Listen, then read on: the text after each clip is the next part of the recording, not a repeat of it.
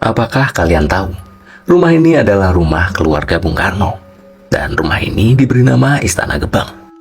Istana Gebang merupakan situs bersejarah karena dulunya merupakan rumah masa remaja Presiden Soekarno. Rumah ini awalnya adalah milik orang Belanda, pegawai perusahaan kereta api saat itu. Kemudian, ayah Bung Karno, Sukemi Sostroharjo, berpindah tugas dari Mojokerto ke Blitar dan membawa keluarganya. Ada beberapa sumber yang mengatakan kalau rumah ini dibangun pada tahun 1884 bersamaan dengan pembangunan stasiun kereta api Blitar.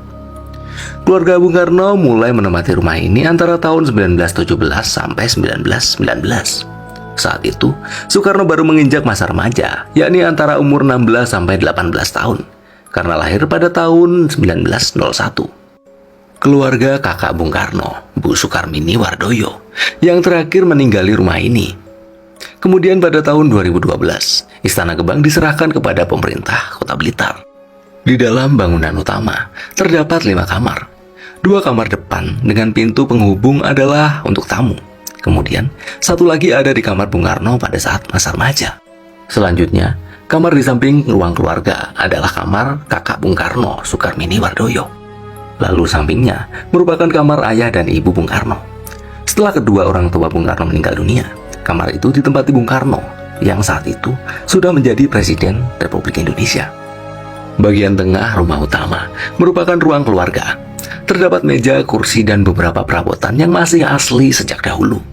Bahkan meja kerja istri Sukarmini, yakni Wardoyo, masih tetap terjaga lengkap dengan mesin ketik. Berpindah ke bagian belakang, terdapat meja kursi yang digunakan untuk bersantai Bung Karno.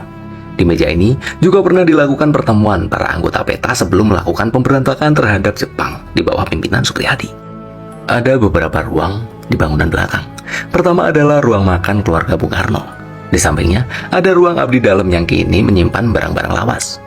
Yang di belakang ada sumur tua yang dibangun sejak 1884. Volume air yang keluar dari sumber airnya tidak pernah habis sejak dibangun pada tahun 1884. Dan masyarakat setempat percaya sumur tua itu menyimpan berkah tersendiri.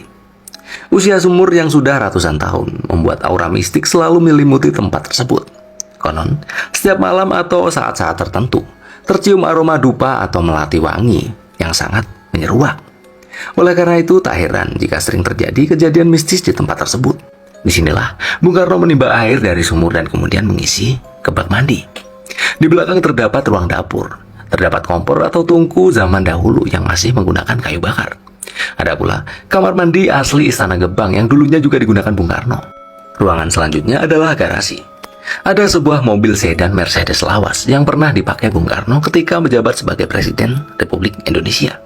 Mobil itu disinyalir dibuat spesial oleh pabriknya untuk Bung Karno karena terdapat bendera merah putih di bagian depan kendaraan. Sebagai salah satu bangunan bersejarah peninggalan proklamator bangsa Indonesia ini, selain berkunjung ke makam Bung Karno, ada baiknya menyempatkan mampir ke Istana Gebang ketika berkunjung ke Kota Blitar. Jadi, mau kemana lagi kita?